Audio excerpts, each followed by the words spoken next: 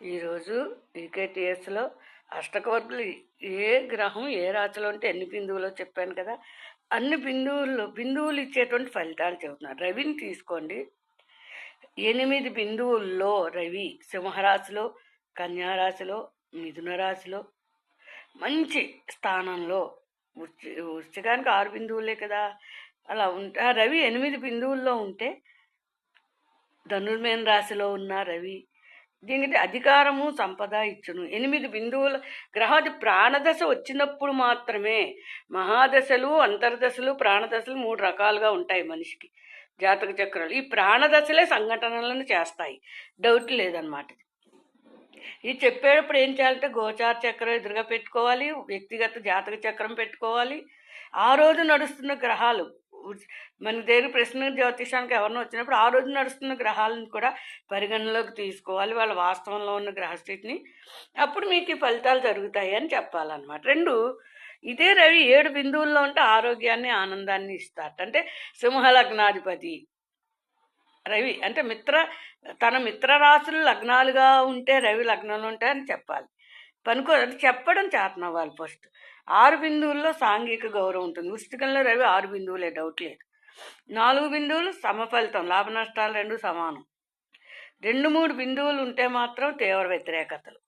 1 బిందువు ఇంకైతే 0 బిందువులు శూన్యం అని చెప్పేసి ఫలితం ఏమి ఉండదు. నెక్స్ట్ చంద్రుడు. ఈ చంద్రుడు 8 బిందువుల్లో ఉంటే రక్త సంబంధీకులతో వివాహ సంబంధం, సౌఖ్యం, బంధుమిత్ర లాభాలు అవి ఉంటాయట. 7 బిందువులు అంటే భోజనము, వస్త్రలాభము, సుఖము ఉంటుందిట. 6 బిందువుల చంద్రుడు విజ్ఞానవంతులతో సహవాసం, మీటింగ్, నాలెడ్జ్డ్ మీటింగ్, ప్రొఫెసర్స్, ఎక్కువ బాగా చదువుకున్న వాళ్ళ మధ్య ఉండే చక్కటి మీటింగులు అనమాట. నెక్స్ట్ 5 బిందువులు ధైర్యాన్ని ఇస్తుంది. 4 బిందువులు ఎప్పుడు సమఫలితం ఏ గ్రహమైనా. 3 సంపదకు సంబంధించిన గొడవలు, భార్యాభర్తల మధ్య గొడవలు ఇవి ఖచ్చితంగా ఇస్తుంది. ఈ 3 బిందువులు 100% డౌట్ లేకుండా చెప్పచ్చు. 2 బిందువులు అనూహ్యమైన ప్రమాదాలను తీసుకొస్తుందిట. అంటే ఆ 2 బిందువులు చంద్రుడు ప్రయాణ గ్రహం 6తో కలిస్తే అలా జర్నీల్లో వ్యతిరేకత. 1 బిందువు తీవ్ర అనారోగ్యం. నెక్స్ట్ కుజుడు చూసుకోండి. అధిక సంపద, స్థిరాస్తి 8 బిందువుల్లో కుజుడు మిత్రరాశుల్లో కానీ సమరాశుల్లో కానీ ఉంటే ఈ ఫలితం చెప్పాలి. నీచపెట్టినప్పుడు కుజుడు ఇది జరుగుతుందని చెప్పకూడదు.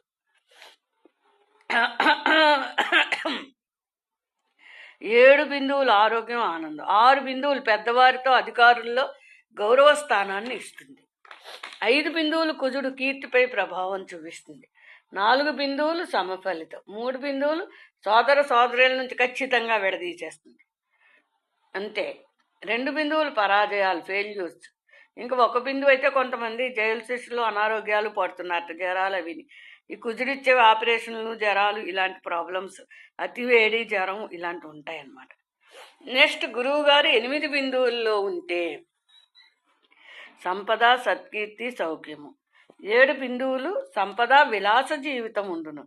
6 బిందువులు వాహన లాభం ఉండును. గురుడు పసుపచ్చ కలర్ వాహనం ఇస్తాడనమాట ఆ స్థానాల్లో ఉంటే. గురు ప్రభావంతో వచ్చే వాహనం అది. 5 బిందువులు శత్రునాశనం, చేపట్టిన పనుల్లో విజయం. 4 బిందువులు లాభ నష్టాలు సమానం. 3 బిందువులు నరాల బలహీనత, కంటి రోగం, క్రూర స్వభావం ఉంటుంట. ఓకే. ఇదే గురుడు 2 బిందువులు నీచిపెట్టిన శత్రురాశుల్లో ఉన్న అధికారుల నుంచి వ్యతిరేకతలు ఎదురవుతాయి.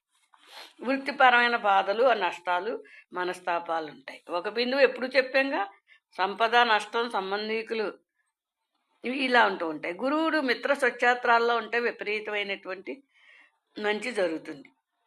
అదే నీచపడితే అన్ని వ్యతిరేకతలు, మనుషులు దూరం అయిపోవడం, భౌతికంగా దూరం అవ్వడం, అలానే ప్రాణానికి సంబంధించి కూడా ఉంటుంది. చెప్పకూడదు. ప్రాణాలకు ప్రమాదాలు అవి ఏవి కూడా ఏ జ్యోతిష్కుడు కూడా చెప్పకూడదు. అది ఒక నియమం. సరే, శనిబాబుని చూడండి. 8 బిందువులు రాజకీయ అధికారాన్ని ఇచ్చును. పడమర వెంపుగా లాభాలు, పడమర దేశాలు, పడమర ఇంటి ఇల్లు లాభాలను ఇచ్చేటువంటిది శని.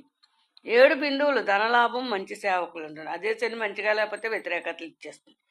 6 బిందువులు తక్కువ కులాల వల్ల లాభాలు ఇస్తారట శని. 5 బిందువులు ధన నష్టం, ఆర్థిక బాధలు. శని 5 బిందువులు స్వచ్ఛత్ర కోణాల్లో ఉంటే ధనలాభమే ఉంటుంది, విలాస ప్రయాణాలు చేస్తారు. 4 బిందువులు సమఫలితం. 3 బిందువుల శని భార్యాభర్త పిల్లల్ని దూరం చేస్తాడు. అనారోగ్యాలు, పదవీ భంగాలు 2 బిందువులైతే. 1 బిందువేంట అంతే, ధన నష్టం, పదవీ భంగం. 0 బిందువుల శని అనేక కష్టాలు, నష్టాలు కలిగించు. ఈ 0 బిందువులు ఎక్కడంటే కన్యా రాశిలో శనికి 0 బిందువులు ఉంటాయి. మిత్రరాశే కానీ 0 బిందువుల్లో ఉంటాడనమాట అక్కడది. వాళ్ళకి ఆపుదామే.